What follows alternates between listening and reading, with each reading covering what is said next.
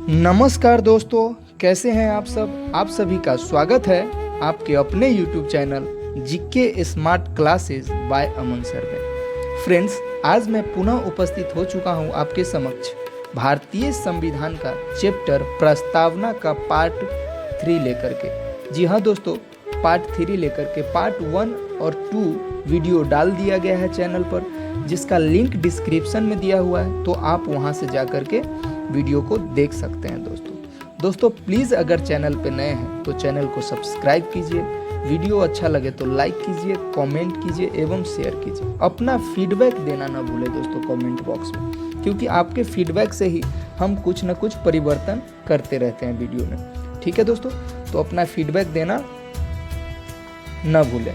दोस्तों एक और बात, प्लीज़ दोस्तों अपना सपोर्ट जीके स्मार्ट क्लासेस के साथ बनाए रखें, ताकि मैं इसी तरह का महत्वपूर्ण वीडियो आपके समक्ष लाता रहूं। देखते हैं दोस्तों प्रस्तावना 3rd पार्ट का पहला प्रश्न। आज का पहला प्रश्न है, भारतीय संविधान कब अंगीकार किया गया था। तो कब किया गया था दोस्तों, तो आप सभी जानते हैं कि अंगीकार की बात कर रहा है तो 26 नवंबर 1949 हो जाएगा। तो कौन सा हो जाएगा, सी ऑप्शन हो जाएगा। और लागू करने की बात होती पूर्णतः तो कब, तो 26 जनवरी 1950 को। ठीक है दोस्तों, और किसके द्वारा तो अंगीकृत किया गया, तो संविधान सभा द्वारा। ठीक है दोस्तों, चलिए देखते हैं दोस्तों नेक्स्ट जो चैप्टर आने वाला है, ये प्रस्तावना का अंतिम पार्ट है, 3rd पार्ट। नेक्स्ट जो चैप्टर स्टार्ट होगा हमारा वो होगा दोस्तों भारतीय संविधान की विशेषता। ठीक है दोस्तों, कौन सा स्टार्ट होगा, तो भारतीय संविधान की विशेषता। तो प्लीज़ दोस्तों अगर चैनल पे नए हैं तो चैनल को सब्सक्राइब कर दें। मैं इसी तरह आपके बीच उपस्थित होता रहूँगा और लाता रहूँगा इसी तरह का बहुत ही अच्छा और वीडियो। ठीक है दोस्तों, तो प्लीज़ चैनल पे बने रहिए और सपोर्ट कीजिए जीके स्मार्ट क्लासेस बाय अमन सर को। देखते हैं आज के दूसरे प्रश्न। आज का दूसरा प्रश्न है दोस्तों, निम्नलिखित में से किस तिथि को भारतीय संविधान लागू किया गया था। लागू करने की बात है दोस्तों, तो किस तिथि को, तो 26 जनवरी 1950 को लागू कर दिया था। तो इसका ऑप्शन कौन सा हो जाएगा, तो इसका ऑप्शन ए हो जाएगा। ठीक है दोस्तों, चलिए देखते हैं 3rd नंबर प्रश्न है, किस वर्ष भारत एक प्रभुत्व संपन्न प्रजातांत्रिक गणराज्य बना। तो किस वर्ष भारत एक प्रभुत्व संपन्न प्रजातांत्रिक गणराज्य बना, तो किस वर्ष बन गया दोस्तों, तो ये बन गया आपको 1950 में। अब पूछिए कैसे, तो दोस्तों 1949 में 26 जनवरी 1949 को सिर्फ अंगीकृत किया गया था और कुछ संविधान को लागू किया गया था, लेकिन 26 जनवरी 1950 को भारत को पूरी संविधान मिल गई, प्राप्त हो गई। भारत के आम आदमी को पूरी तरह संविधान में जितने आज़ादी थे, जितने कानून थे, सभी अधिकार प्राप्त हो गए आम लोगों को। इसीलिए प्रभुत्व संपन्न प्रजातांत्रिक गणराज्य के रूप में कब प्राप्त हुआ, तो 1950 में। ठीक है दोस्तों, चलिए देखते हैं 4th प्रश्न। दोस्तों क्वेश्चन से रिलेटेड कोई भी प्रॉब्लम हो तो प्लीज़ कमेंट में बताइए, या मेरा टेलीग्राम चैनल है जहां पर रोज़ाना 5 to 6:30 रोज़ाना डिस्कशन क्लास चलता है दोस्तों, जिसमें 100+ क्वेश्चन पूछे जाते हैं टेलीग्राम पे। तो आप उससे भी जुड़ सकते हैं, और 5 to 6:30 चलता है डिस्कशन क्लास में, जिसमें सोल्यूशन भी पूरा दिया जाता है दोस्तों। तो आप जुड़ सकते हैं, एवं मेरा जो व्हाट्सअप नंबर है वो भी डिस्क्रिप्शन में दिया हुआ है, तो आप वहाँ से भी कोई क्वेश्चन या कुछ भी स्टडी रिलेटेड हमसे पूछ सकते हैं। ठीक है दोस्तों, चलिए दोस्तों देखते हैं 4th नंबर। संविधान की उद्देशिका में कितनी बार संशोधन किया जा चुका है। तो मैंने बहुत बार बताया है दोस्तों, कितनी बार, तो ये 1 बार किया जा चुका है। और कब किया गया है, तो दोस्तों ये 1 बार किया गया है, और ये किया गया 1976 में 42वां संशोधन के तहत। कब दोस्तों, तो 1976 में 42वां संशोधन के तहत पहला संशोधन किया गया था प्रस्तावना में। ठीक है दोस्तों, चलिए तो देखते हैं आज के 5th नंबर। 5th नंबर प्रश्न है दोस्तों, भारत के संविधान की प्रस्तावना में प्रथम संशोधन कब किया गया। तो अभी बताया मैंने दोस्तों, कब किया गया था, तो 1976 में किया गया था। ठीक है दोस्तों, कब किया गया, तो 1976 में किया गया था। अब देखते हैं नेक्स्ट 6 नंबर प्रश्न है दोस्तों, बहुत अच्छा प्रश्न है, ध्यान से पढ़िएगा, एक वर्ड से आंसर पकड़ा जाएगा।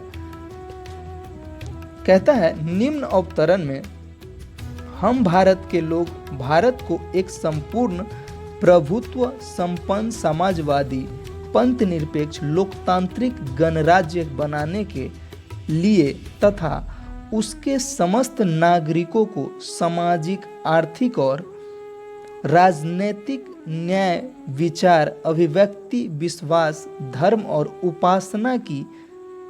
उपासना की आज़ादी, प्रतिष्ठा और अवसर की समानता प्राप्त कराने के लिए तथा उन सब में व्यक्ति की गरिमा और राष्ट्र की एकता और अखंडता सुनिश्चित करने वाली बंधुता बढ़ाने के लिए दृढ़ संकल्प होकर अपनी इस संविधान सभा में आज डैश डैश एदत द्वारा इस संविधान को अंगीकृत, अधिनियम और आत्मसमर्पित करते हैं। जिसमें एक्स का अर्थ पूछ रहा है कि एक्स का अर्थ होगा क्या। तो दोस्तों इसमें एक वर्ड है, मैं वर्ड बता देता हूँ, अंगीकृत। क्या वर्ड है दोस्तों? अंगीकृत। और यही आंसर ढूंढने में बहुत बड़ा मायने रखता है।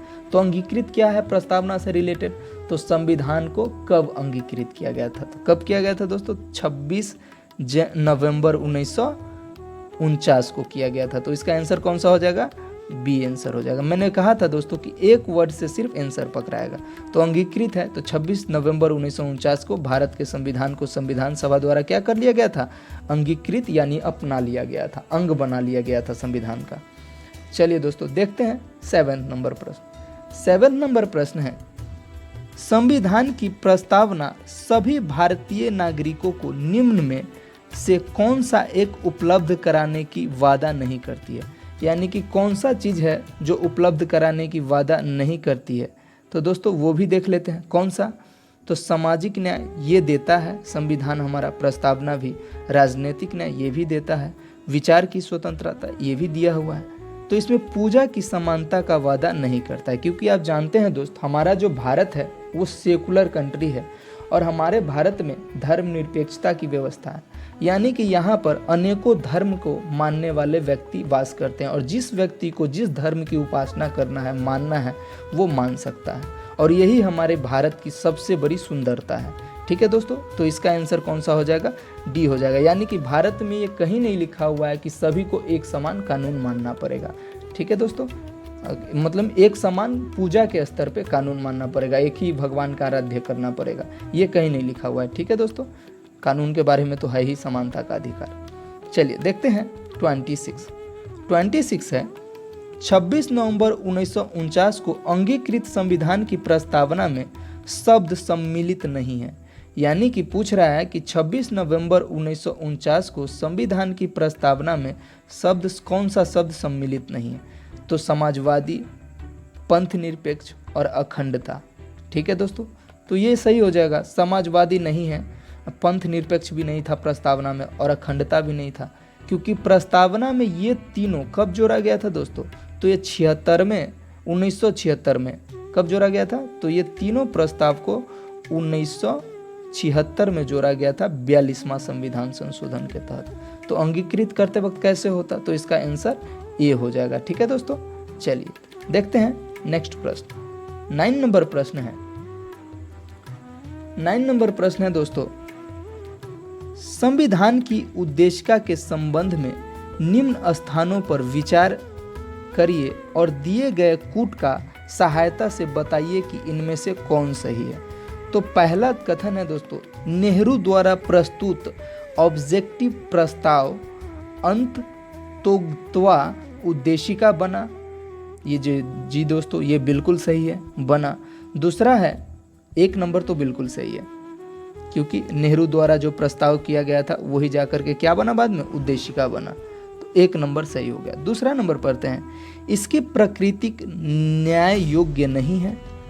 दूसरा तो दोस्तों ये भी सही है कि प्रस्तावना का प्राकृतिक न्याय योग्य जैसी कोई बात नहीं है। तीसरा है, इसका संशोधन नहीं किया जा सकता। बिल्कुल किया जा सकता है दोस्तों। आप जानते हैं कि इसका संशोधन पहली बार किया जा चुका है कब? तो 1976 में 42वां संशोधन के तहत। चौथा देख लेते हैं, तो इसका कौन सा नहीं होगा?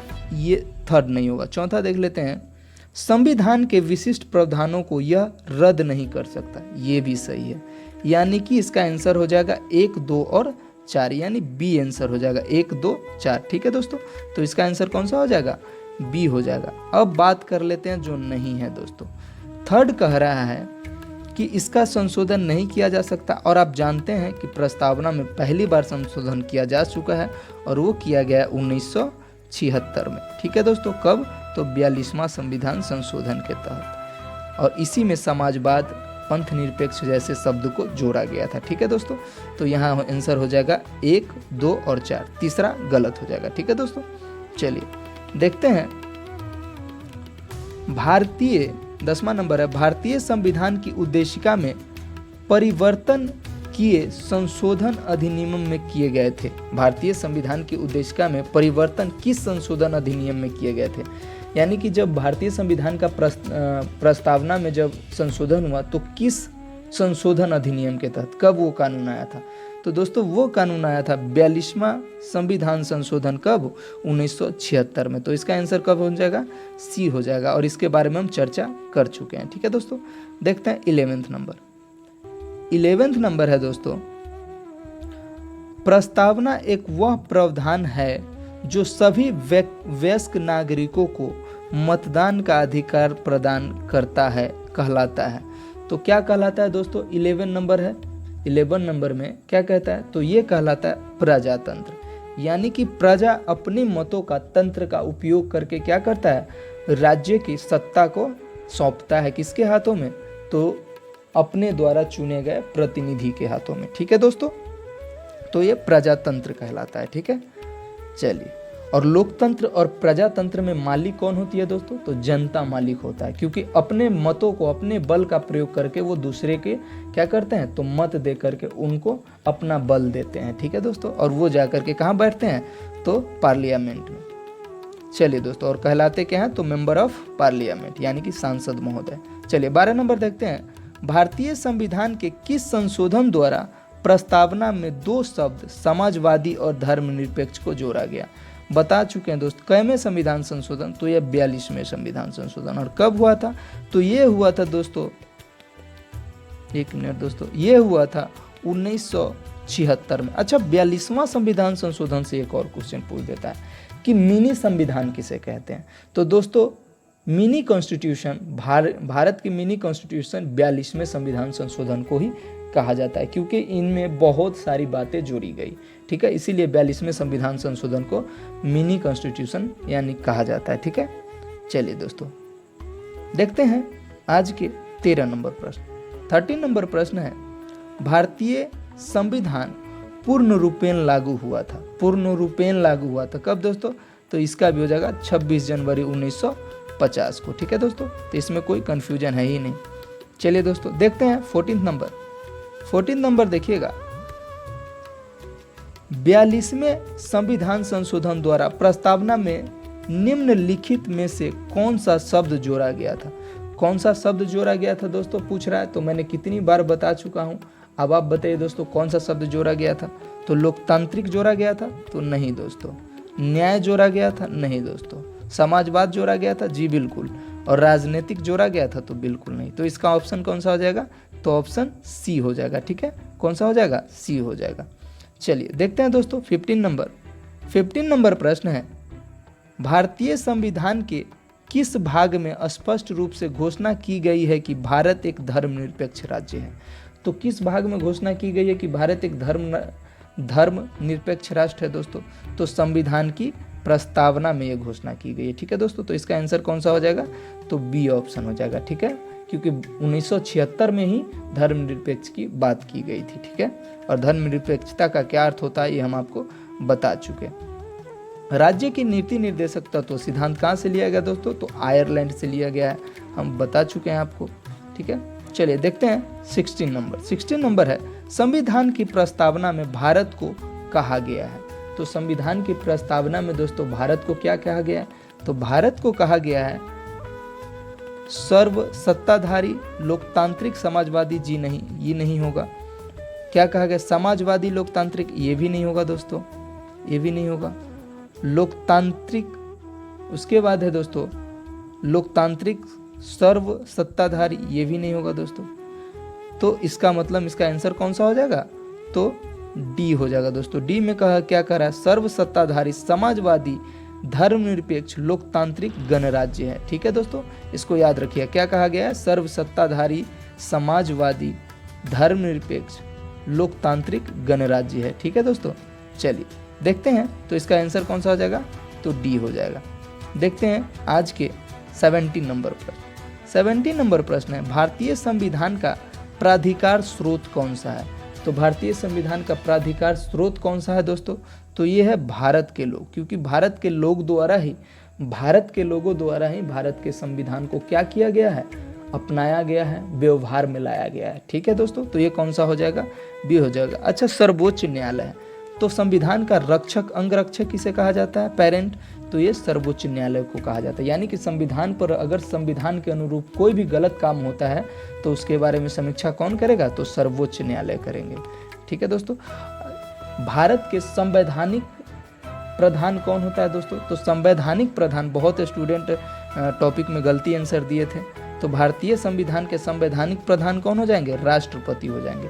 लेकिन भारतीय संविधान में सरकार का प्रधान, सरकार का मुखिया कौन हो जाएगा, राजनीतिक प्रधान कौन हो जाएगा, तो वो हो जाएगा पीएम, प्रधानमंत्री हो जाएगा। ठीक है दोस्तों, चलिए देखते हैं 18 नंबर प्रश्न है, संविधान की प्रस्तावना में प्रयुक्त शब्द सेकुलर का क्या अर्थ है। तो सेकुलर का क्या अर्थ है दोस्तों, अभी हम बताएं सेकुलर का अर्थ, तो क्या है, यानी कि सभी नागरिकों को धर्म एवं उपासना की क्या है दोस्तों, तो स्वतंत्रता है। भारत एक ऐसा मुल्क है जहाँ पे सभी लोग अपने मर्जी के अनुसार धर्म को मान सकते हैं एवं उसका उपासना कर सकते हैं दोस्तों। तो इसका आंसर कौन सा हो जाएगा, ए हो जाएगा। ठीक है दोस्तों, चलिए देखते हैं 19 नंबर प्रश्न भी बहुत अच्छा है दोस्तों, आंसर बहुत नॉर्मल है, बस आपको ध्यान देना है कि क्या है, अच्छे से पढ़िए, अपने आप आ जाएगा। शब्द धर्मनिरपेक्ष भारत के संविधान की प्रस्तावना में जोड़ा गया था, उसके विषय में निम्न कथनों में से कौन सा सही है, चुनना है। तो यह वर्ष 1976 में जोड़ा गया था, तो 1 नंबर दोस्तों बिल्कुल क्या हो गया, राइट हो गया। ठीक है दोस्तों, 1 नंबर सही हो गया, तो 1976 में जोड़ा गया था। अब देखते हैं दोस्तों दूसरा, यह 44वें संविधान संशोधन द्वारा जोड़ा गया था, बिल्कुल नहीं दोस्तों, मैं बता दिया हूं कि 1976 में कैवा संविधान संशोधन हुआ है, तो 42वां। तो दूसरा जो है दोस्तों ऑलरेडी क्या हो जाएगा, गलत हो जाएगा। अब तीसरा देखते हैं, यह 42वें संविधान संशोधन में जोड़ा गया था, तो जी बिल्कुल ये हो जाएगा ये। चौथा है दोस्तों, चौथा है यह मूल प्रस्ताव में था, जी बिल्कुल नहीं, मूल प्रस्ताव में था ही नहीं, मूल मतलब जो बना था उस समय वो, तो बिल्कुल नहीं, तो 4 भी गलती हो जाएगा। तो इसका मतलब 1 और 3 हो जाएगा, कौन सा आंसर हो जाएगा, बी ऑप्शन हो जाएगा। ठीक है दोस्तों, और ये क्वेश्चन मुझे लगता है कल भी शायद मैंने पूछा था, इसीलिए आज भी डाल दिया हूँ। ठीक है दोस्तों, तो अब बात कर लेते हैं दोनों के बारे में। तो 44वें संविधान संशोधन कब हुआ था दोस्तों, तो जस्ट उसके 2 साल बाद, 42वें संविधान संशोधन के 2 साल बाद, यानी कि 1978 में 44वां संविधान संशोधन हुआ था। और आपको बहुत बड़ा बदलाव किया गया था 44वां संविधान संशोधन के तहत। 44वें संविधान संशोधन के तहत संपत्ति के अधिकार को, जो मूल अधिकार में था, मौलिक अधिकार में था, उसको हटा करके टैक्स के दायरे में बांध दिया गया और कानूनी अधिकार बना दिया गया। और आर्टिकल 31 से हटा करके कहाँ रख दिया गया दोस्तों, तो 300 के ए में रख दिया गया। ठीक है दोस्तों, कहाँ पर, तो 300 के ए में रख दिया गया। और संपत्ति के अधिकार, पहले मौलिक अधिकार कितने थे हमारे, तो 7 थे मूल मौलिक अधिकार, लेकिन 44वें संविधान संशोधन जब 1978 में हुआ तो इसके तहत संपत्ति के अधिकार को टैक्स के दायरे में एवं कानूनी अधिकार बनाते हुए इसको आर्टिकल 31 से हटा करके कहाँ रख दिया गया, तो आर्टिकल 300 के ए में रख दिए गए। इतना याद रखिएगा दोस्तों, ठीक है। और यह मूल संविधान में था, तो ये तो बिल्कुल नहीं था, क्योंकि जब मूल प्रस्तावना जब निर्माण हुआ था तो उसमें बात नहीं की गई थी इन सब की। ठीक है, चलिए देखते हैं आज के अंतिम प्रश्न। आज का अंतिम प्रश्न दोस्तों क्या है, देख लीजिएगा। तो आज का अंतिम प्रश्न है, भारतीय संविधान की प्रस्तावना में लिखित हम भारत के लोग यानी कि we the people of India से क्या अर्थ निकलता है। तो इससे क्या अर्थ निकलता है दोस्तों? तो इससे बहुत नॉर्मल है, कल भी हम बताए थे इसके बारे में कि क्या इससे होता है। तो इसका हो जाएगा दोस्तों, संविधान का निर्माण भारत की जनता द्वारा किया गया है। जी हाँ दोस्तों, संविधान का निर्माण किनके द्वारा किया गया? तो भारत की जनता द्वारा किया गया। भारत की जनता ने अपना मत दिया ना। जब कोई चुनता है किसी को तो क्या कहता है? जनता ने चुन कर भेजी है, यही कहता है ना। ये तो नहीं कहता है कि यह अपने आप प्रतिनिधि बन गया। जी बिल्कुल नहीं, जनता ने चुना है और जनता के चुनने से ही तब जाके लोगों ने कहाँ पर सभी को अपने अपने अलग अलग राज्यों से, अलग अलग परिषदों से क्या किया है? संविधान सभा में निर्मात्री सदस्य बन करके भारत की संविधान की रचना की है। ठीक है दोस्तों, तो ये इसका आंसर कौन सा हो जाएगा? तो इसका आंसर बी हो जाएगा। फ्रेंड्स प्लीज़ अगर चैनल पर नए हैं तो चैनल को ज़रूर सब्सक्राइब करें एवं लाइक करें, कमेंट करें एवं ज़रूर शेयर करें। प्लीज़ दोस्तों, आपका एक सपोर्ट हमें बहुत ज़रूरत है कि हमारे चैनल पे बने रहिए और देखते रहिए दोस्तों। थोड़ा सा भी अगर लगता है कि आपके पढ़ाई में थोड़ी सी भी हेल्प होती है तो प्लीज़ चैनल को सब्सक्राइब कीजिए, वीडियो को लाइक कीजिए। अगर कुछ और परिवर्तन चाहिए तो आप कमेंट में फीडबैक ज़रूर दीजिए। दोस्तों हमारे चैनल पे रोज़ाना 5 to 6:30 इवनिंग में दोस्तों टेस्ट चलता है, जहाँ पर 100+ प्रश्न पूछे जाते हैं दोस्तों, और इस सभी का एक्सप्लेनेशन दिया जाता है। ठीक है, और समझाया जाता भी है वहाँ पर। तो दोस्तों प्लीज़ अगर आप हमारे चैनल से जुड़ना चाहते हैं तो आराम से जुड़ सकते हैं, जिसका लिंक डिस्क्रिप्शन में दिया जाता है। कोई भी अगर सवाल पूछना हो व्हाट्सएप पे तो वो भी पूछ सकते हैं, उसका भी नंबर दोस्तों डिस्क्रिप्शन में दिया हुआ है।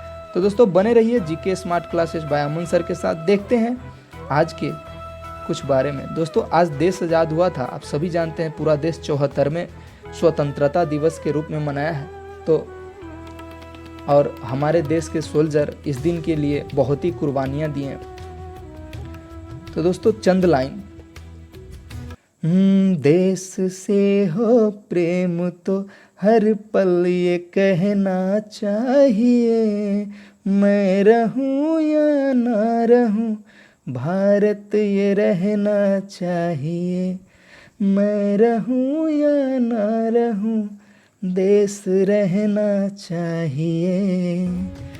दोस्तों हमेशा देश के प्रति अपने दिलों में प्यार और सजग प्रेम बनाए रखिए और बने रहिए जीके स्मार्ट क्लासेस बाय अमन सर के साथ। मैं लाता रहूँगा इसी तरह का वीडियो और दोस्तों मनोरंजन भी करवाता रहूँगा। तो प्लीज़ चैनल को सब्सक्राइब कीजिए दोस्तों। Thank you for watching my YouTube channel. Please subscribe my channel, like and share the video and comment below. तो दोस्तों थैंक यू फॉर वाचिंग। बने रहिए, घर पे रहिए, स्वस्थ रहिए। धन्यवाद, सुप्रभात दोस्तों।